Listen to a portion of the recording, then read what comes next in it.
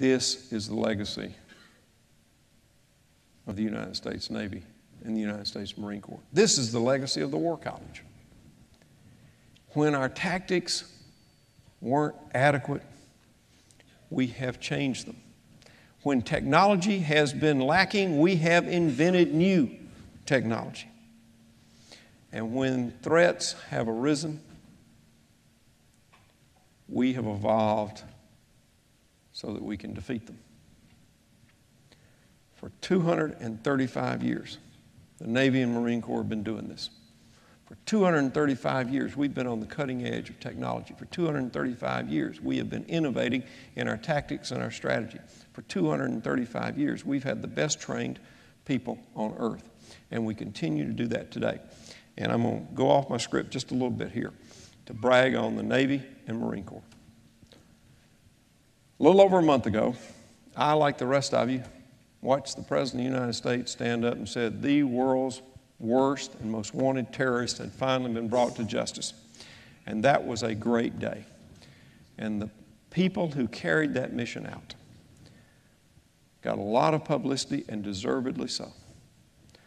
But let me tell you, everybody who wears the uniform of this country, everybody who sails, everybody who is a Marine, has that same level of skill, that same level of dedication, that same level of courage, that same level of patriotism.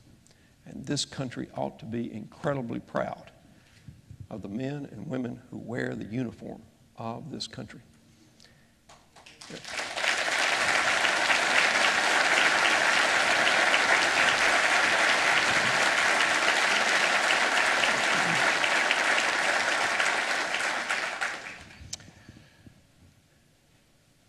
And that's what we've got to do on energy.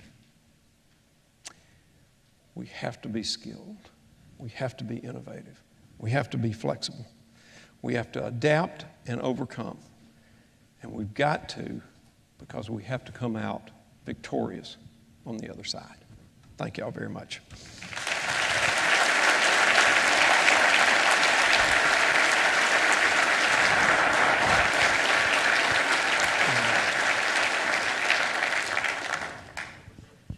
I'll take a few questions while I'm still upright from jet lag. Yes, sir. Mr. Secretary, terrific speech. Thank you very much for taking time out of your very busy day to come in and talk to us. We've had a terrific 2 days of thought-provoking sessions on energy and national security. Yesterday, the focus was on Asia and China. We see in the news that China is becoming more assertive in expanding its territorial claims. Given the budget realities and the fact that our fleet size is below pre-World War I numbers, what is your plan to address the ever-expanding Navy Marine Corps missions around the globe? As C.N.O. Clark used to say, there's a certain quality in quantity. Thank you. You're right about the numbers, and C&O points out that we're at our lowest number since 1916, just in terms of sheer numbers in the fleet. I think today it's 285 in the battle fleet. We have put in a shipbuilding plan, 5 years, 10 years, 30 years, that we have tried to be brutally honest and realistic about, in terms of how much ships are going to cost, how much Congress is likely to appropriate for shipbuilding, and what the needs are. Now, while those 285 ships are vastly more capable, you're right that at some point quantity becomes a quality all its own. C&O is right about this. We're going to build from 285 to 325 by the early 2020s. And we're going to do it for $40 billion less than the shipbuilding plan of 2 years ago. We're going to do it because we've just been negotiating a lot harder. The LCS is a good example, a littoral combat ship.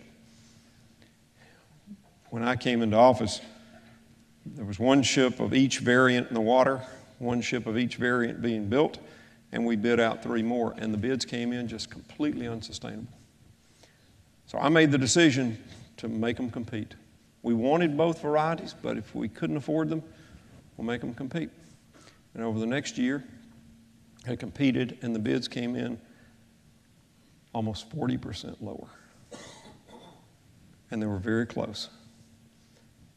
I don't know who won. I consciously decided not to find out who won.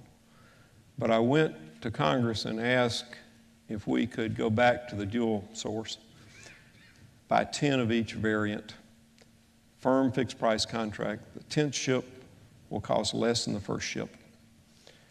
These prices are locked in, so we can get more ships cheaper, quicker. We've also canceled some programs. We're not going to build the next generation cruiser because the DDG-51 can do all the missions, and we know how to build it. We've been building them for years, and we can upgrade the technology. The things like the LCS, one of the things I love about it is it's modular. You don't need a new hull every time technology changes. So, and it averages about $15 billion a year in shipbuilding. That's a historic average, what Congress has approved. And that's less than 10% of our budget. And I think that's very realistic. So I think we have a plan. And now, we're not stopping there. We're going to continue to look at ways to get more ships cheaper. We're going to continue to sort of root out exotic programs. I mean, I thought Secretary Gates had the best quote when he canceled the presidential helicopter. He said, "It's unclear that we have a need to be able to flee a nuclear blast and cook a gourmet meal at the same time." I mean, yeah, same thing with the Expeditionary Fighting Vehicle for the Marines. This program started in 1988. It's the only program I've ever known that the test vehicles had to have a service life extension done to them. And the world changed, and the requirements changed, and we can do the same thing. And the Marines have to have an amphibious assault requirement or capability, but we can do it cheaper, and we can do it in a better way for the Marine Corps. So I worry about us and meeting our responsibilities. There's always going to be competitors out there. There are always going to be challenges out there. But what we have to do is have the most flexible platforms and people to do a multitude of missions and to do them very well. Last thing I'll say, it's a way longer answer than you anticipated or deserve, but, I mean, deserved to have inflicted upon you. Not that you deserve to. But I knew that came out wrong when I said it. We do, as y'all are all very aware, a quadrennial defense review. And incredibly smart people work on it. And it really is the best look at what the future is going to hold. But you know, if we had done one of those right before the wall came down in 1989, we would have been completely wrong about what we were going to face. If we'd done one on September 10th, 2001, we would have been more wrong than right. And the one thing for sure is we don't know what's coming over the horizon. We don't know what the next challenge is going to be. But the one thing that's also sure is we just have to be ready to meet it, both in quantity, but particularly in quality. Thank you. Yes, sir. Good morning, Mr. Secretary. Samson Stevens from the Coast Guard and also a student. A lot of the direction of the strategy forum has talked about the external challenges to security, particularly with regard to other countries' development or the challenges associated with supply.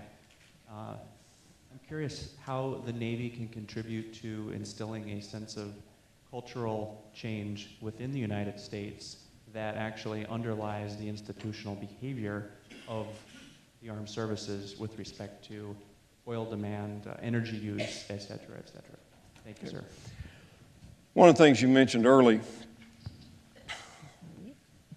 I've traveled a good bit over the past year, and I haven't been to a single country yet.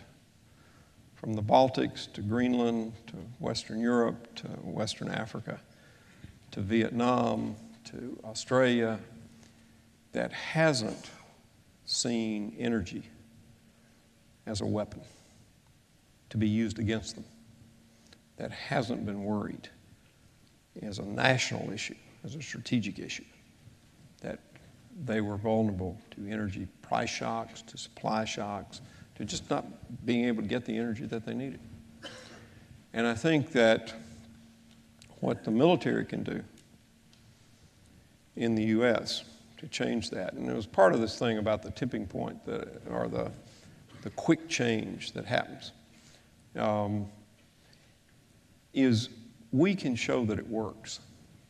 We can create a big enough market to make it commercial.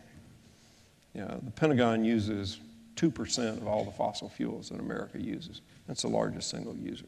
That's a big demand signal. And if you get into economic speak, it's going to be a demand pull instead of a supply push. You're going to have to change the demand signal instead of the supply signal.